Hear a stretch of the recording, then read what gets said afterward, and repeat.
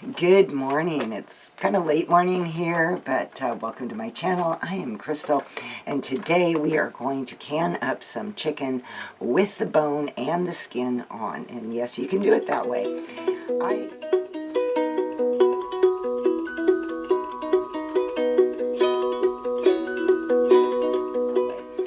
I came across an absolutely amazing deal. I had gone into Safeway the other day for something not even food related, and I had decided to just kind of look around, see if I saw anything that stood out at me, and boy did I.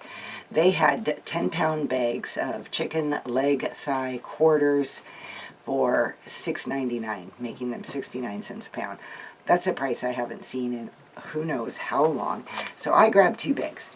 They are right here in this pot. And I had previously done a really fast run into Costco because I had the thought of doing something with chicken, and I had picked up some chicken legs for 99 cents a pound. I hadn't actually anticipated having this much chicken. And my freezer is pretty packed right now, and I thought this would be a great project to stock up my supply in my pantry and just give me some quick to use food. That's what I love about canned food, is that it's just so easy. And this canned chicken, the meat will just fall off the bones, and it will create its own broth as it cooks. So, and flavor, that's why I leave the skin on, because it creates a huge amount of flavor. And I am going to be able to use it for chicken soup, or pull the meat off and have chicken sandwiches, or chicken and dumplings, or, whatever you use cooked chicken for, you've got it ready to go. Chicken enchiladas, chicken chicken hamburger helper, chicken helper with my hamburger helper mix that you might have seen in my DIY video. Anyway, my first job at this point is I am going to get these leg quarters cut up so that they are all individual separate pieces. And then I'm going to bring you back and show you what the next step is. All right, you guys, I'll be right back. Okay, I have my legs and thighs all separated and cut up. These thighs had a really good portion of the backbone on it, and I didn't really want to can that. So I went ahead and just cut those out, and I am going to turn this into some absolutely delicious chicken stock. So I will be doing that later on in my Instant Pot, but for now, I'm going to get going on getting my jars filled. And I should mention, as I get ready to do this, that I've got a nice cup of coffee here to give me energy. But the other thing that I'm doing that I really enjoy doing is when I'm working in the kitchen is I listen to Lydia Sherman, her Homemakers radio. She creates and talks about all kinds of homemaking things. So I'll leave a link to her podcast so that you can just turn it on and enjoy it. She calls it Homemakers Radio, and she recommends that you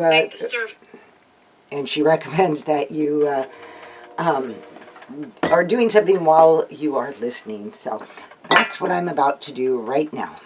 I'm using wide mouth jars because I figured that would be easier to get my hands in and get the chicken meat in there.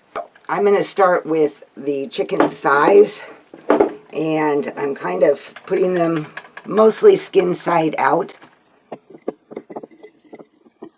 And I'm trying to get them tucked in there as tight as I possibly can so I can get as much in there as I can. Let's see. I'll turn this guy this direction.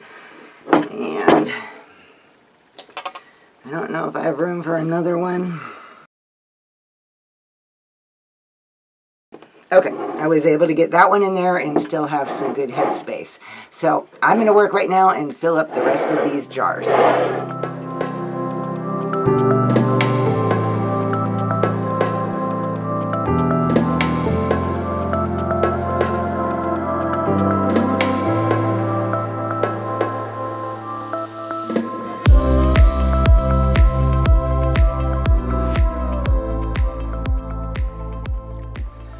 Okay, so as you can see, I have my 7 jars filled with chicken, and I still have chicken left.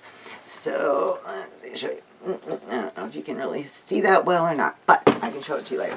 I still have chicken left, so it takes about 2.5 pounds of chicken to fit into a quart-sized jar. And you could see I was really stuffing and trying to find ones that were compatible in size so I could get as much in my jar as possible.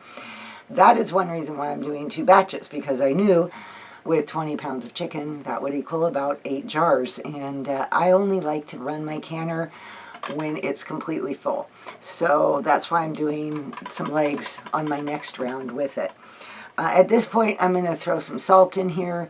You do not need water because the chicken will create its own juice. Some people do like to put a little bit of broth or water in there, and that's fine, but I'm not going to do that because it's not really necessary. And the chicken will create some amazing, flavorful broth as it cans. So next stop is salt, wipe the tops, put a clean, brand new lid on and a ring, and get these guys into the canner. Okay, let's go. And I'm adding 1 teaspoon per quart. If you were doing this in pint jars, you would do it to half a teaspoon. Okay, I have a clean washcloth, and I'm going to go ahead and wipe off the rims well with that.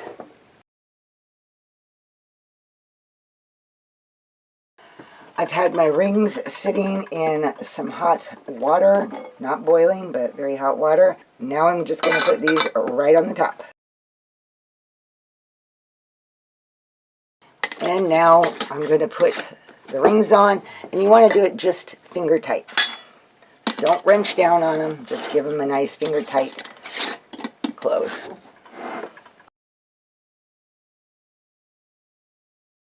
I have about 4 inches or so of water in my canner along with the rock at the bottom, and my canner is very, very old, so it does not look nice and shiny anymore, but I've had it for 30 or more years, I'm sure. Anyway, okay, now we're going to add our jars. So I want to make note of the fact that this is called raw packing my chicken. You can do hot pack too, which means that you cook the chicken part way a little bit ahead of time. It doesn't have to be all the way cooked, and some people like to do it that way, and if you do, then it's called hot pack, and you have to add some sort of liquid to it. But I am doing raw pack, so I'm putting raw chicken into cold jars, and they're going into a cold canner right now.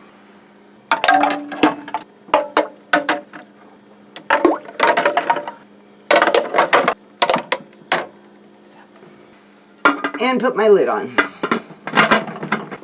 Attempt to. Okay, there we go. And now we are going to wait for the canner to start venting.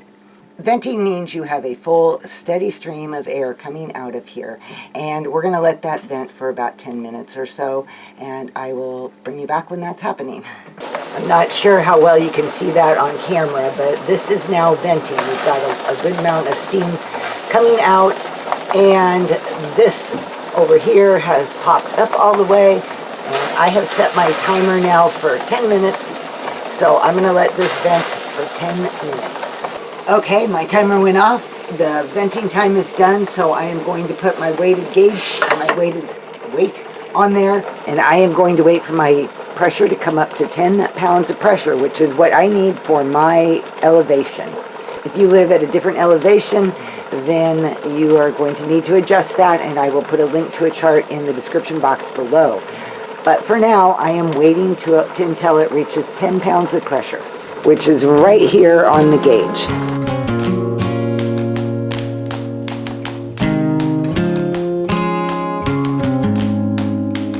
Okay, now that we are at 10 pounds of pressure, it's okay for it to go above 10 pounds, and so I usually let it go to about 10, up to 12, and then I am going to start turning my heat down just a little bit at a time. And set my timer for quart-size jars with bone-in chicken takes 75 minutes. They take a little bit less time than boneless. But at no point during my whole canning period of 75 minutes do I want my pressure to drop below 10 pounds of pressure. So I will keep an eye on it, and I will just slowly reduce my heat, because I also don't want it to go above 15. So I just kind of watch my gauge, and pretty soon it kind of finds its own little sweet spot.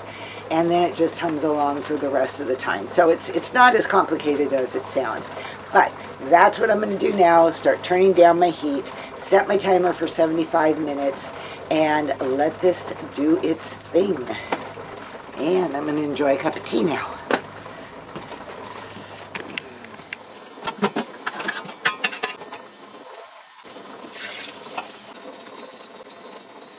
Okay guys, my timer just went off, and now I'm going to turn the counter off, or turn the burner off.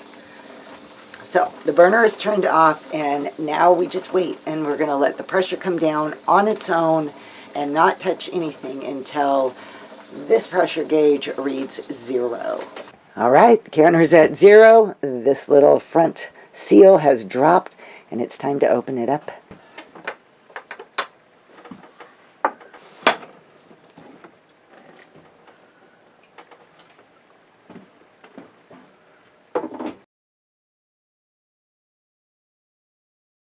As you can see, the juices in there are still boiling. Now I'm going to repeat the process all over again with my next 7 jars and the rest of my chicken.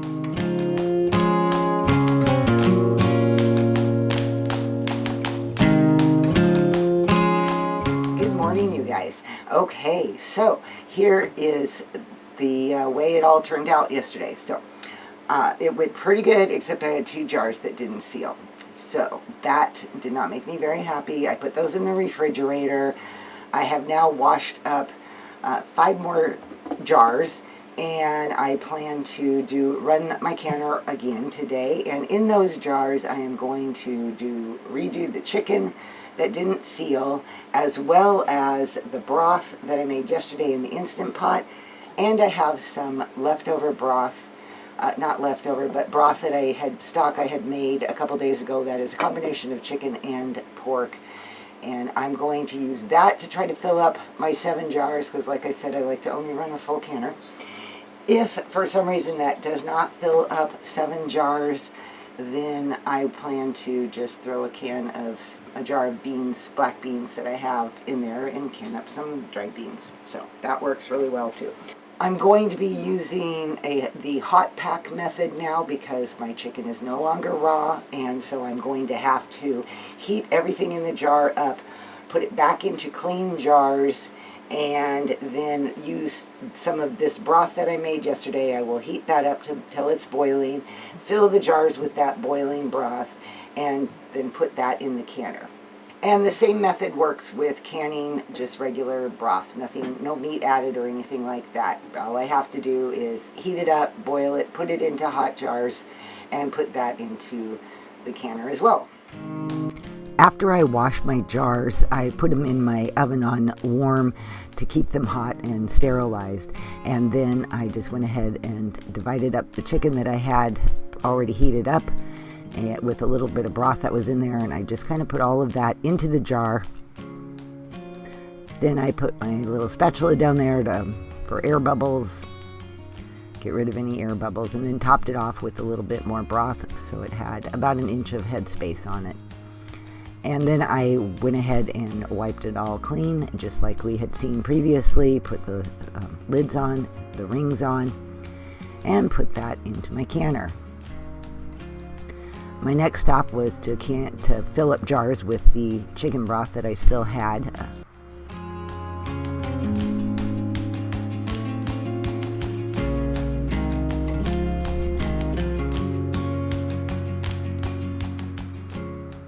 So I ended up with 2 jars full of the chicken broth.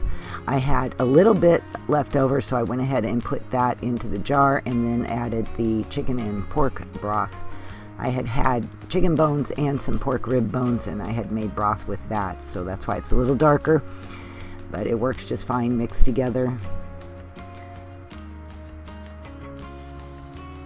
And for my last jar, I decided to do these black beans that I had talked about. I made a whole video on canning black beans, and I will link that below. And it's a pretty easy process, so I just filled up 1 jar. That'll be great for chili or refried black beans or anything like that. So that way I had a nice full canner ready to go. Okay, I'm at pressure and I just set my timer for 90 minutes, which is what the beans need. So I'm just going to can the whole thing for 90 minutes.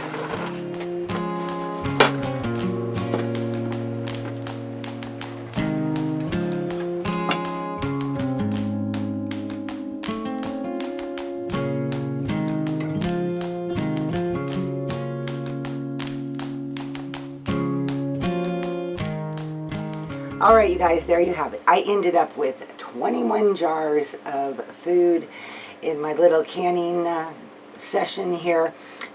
14 jars of chicken, 4 jars of bone broth, and a jar of black beans.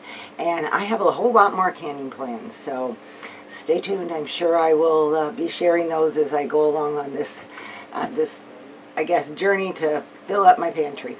So if you have any questions or comments, make sure you leave them down below and I will do my best to answer them. And I think that wraps up this video. Thanks for watching, and don't forget the likes. That really helps me out as a channel and I appreciate that. And subscribe if you haven't done that.